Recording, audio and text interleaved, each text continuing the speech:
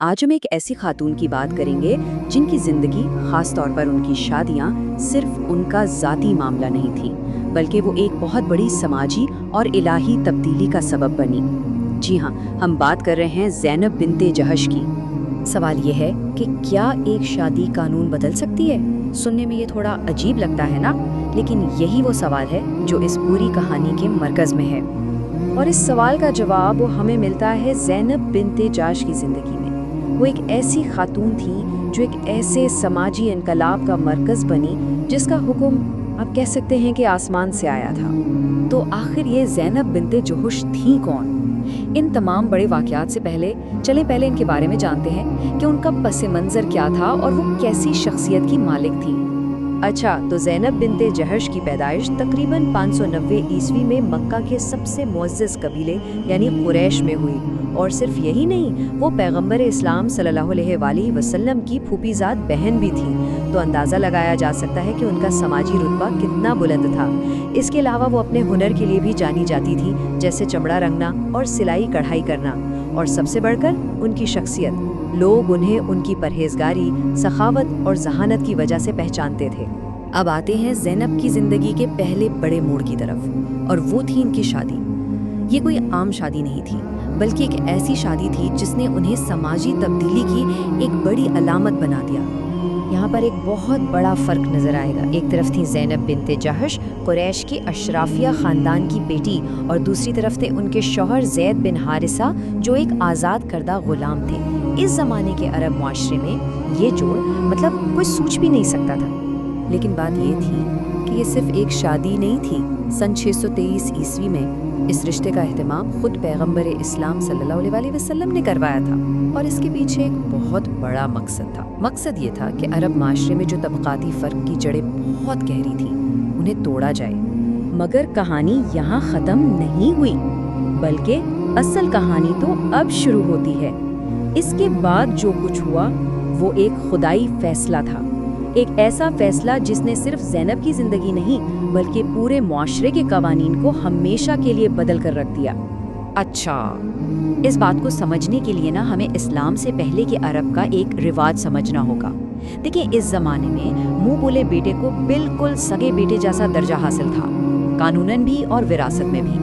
اس کی وجہ سے ایک بہت سخت سماجی پابندی تھی، ایک ٹیبو تھا کہ کوئی شخص اپنے لیپالک بیٹے کی متعلقہ بیوی سے شادی نہیں کر سکتا تھا، اسے بالکل سگے بیٹے کی بیوی جیسا ہی سمجھا جاتا تھا۔ اور پھر ایک براہ راست خدائی حکم آیا۔ سورۃ الاحزاب کی آیت 37 نازل ہوئی، جس نے اس صدیوں پرانے رواج کو جڑ سے ختم کر دیا، شادی کے قوانین کو بدل دیا۔ جب زید اور زینب کی باہمی رضامندی سے طلاق ہو گئی تو اسی الہامی حکم کے تحت پیغمبر اسلام صلی اللہ علیہ وآلہ وسلم کو زینب سے نکاح کا حکم ہوا، تاکہ اس نئے قانون پر سب سے پہلے خود عمل کر کے ایک مثال قائم کی جائے۔ اس شادی کی خاص بات کیا تھی، یہ ہمیں خود زینب کے اپنے الفاظ سے پتہ چلتا ہے۔ وہ بڑے فخر سے کہا کرتی تھیں کہ تم لوگوں کی شادیاں تو تمہارے گھر والوں نے کروائیں، لیکن میری شادی تو اللہ نے 7 آسمانوں کے اوپر سے کروائی ہے۔ اس ایک جملے سے اندازہ ہوتا ہے کہ وہ اس رشتے کو کس قدر الہی اور منفرد سمجھتی تھیں۔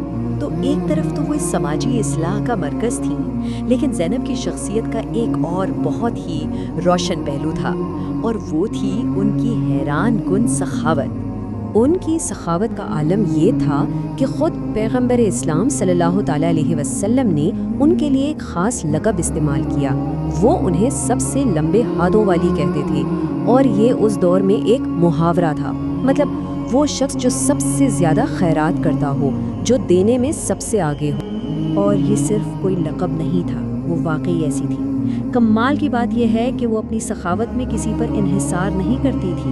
وہ خود اپنے ہاتھوں سے محنت کرتی، چمڑا رنگتی، چیزیں سیتی، اور پھر انہیں بازار میں بیچ کر جو بھی پیسہ آتا تھا وہ سارا کا سارا غریبوں میں بانٹ دیتی تھی، 100%۔ تو ان تمام واقعات کو ملا کر دیکھیں تو زینب بن جہش کی میراث کیا بنتی ہے، ان کی زندگی کا اسلامی تاریخ پر کتنا گہرا اور ہمیشہ رہنے والا اثر ہوا۔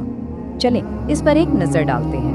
ان کی زندگی کے اہم ترین پڑاؤ یہ تھے: 590 عیسوی میں مکہ میں پیدائش، پھر 623 میں وہ شادی جس نے سماجی اصولوں کو چیلنج کیا، اس کے بعد 627 میں وہ نکاح جو آسمانی حکم سے ہوا، اور آخرکار 641 میں مدینے میں ان کا انتقال۔ ان کی لیگیسی، ان کی میراث واقعی کئی پہلوؤں پر مشتمل ہے۔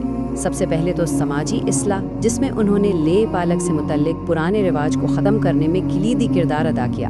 پھر اللہ کے حکم کے سامنے جھک جانے کی ایک بہترین مثال، اور ہاں، ان کی بے مثال سخاوت، جس کی وجہ سے انہیں پیغمبر اسلام صلی اللہ علیہ وآلہ وسلم کی ازواج میں سب سے زیادہ سخی مانا جاتا ہے۔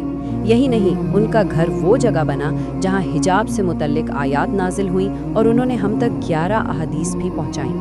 اور آخر میں ایک بہت ہی دل کو چھو لینے والی بات، پیغمبر اسلام صلی اللہ علیہ وآلہ وسلم کے انتقال کے بعد ان کی ازواج میں سے سب سے پہلے وفات پانے والی زینب ہی تھیں، اور یہ بالکل اسی پیشن گوئی کے مطابق تھا جو کی گئی تھی کہ سب سے لمبے ہاتھوں والی یعنی سب سے سخی بیوی ان سے سب سے جلدی آ ملیں گی۔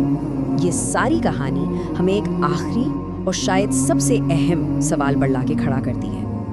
ہمارے اپنے دور میں، ہمارے معاشرے میں ایسی کون سی روایات ہیں جو کسی مصلح، کسی ریفارمر کا انتظار کر رہی ہیں؟